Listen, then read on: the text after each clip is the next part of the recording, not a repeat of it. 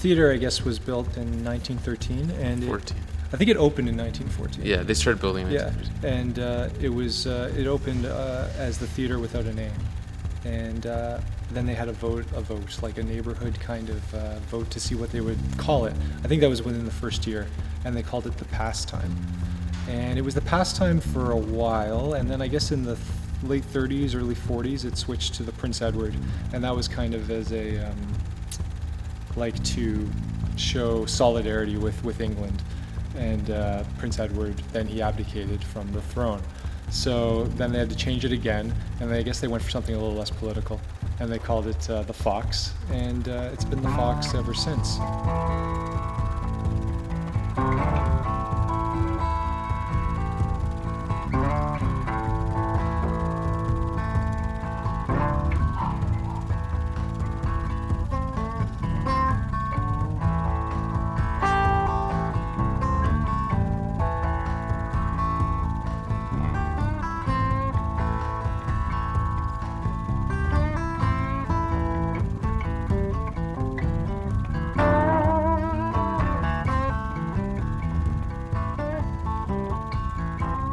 Our landlord is actually the former operator of the Fox, and he operated for about 30 years.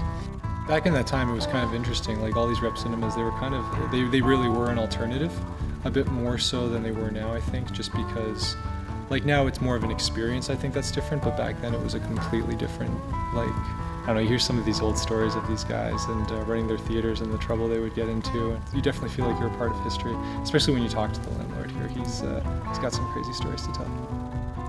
We were showing the Texas Chainsaw Massacre. What happened was this individual went out the back exit door, he went to his car, and out of nowhere, this guy came through the exits into the theater with a roaring chainsaw.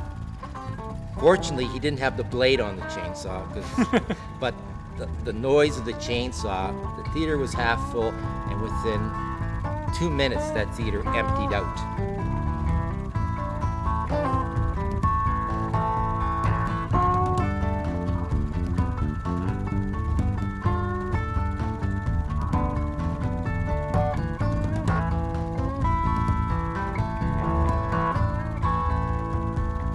We still have our 35 millimeter equipment. A lot of booths, though, they're just junking all of their 35 equipment.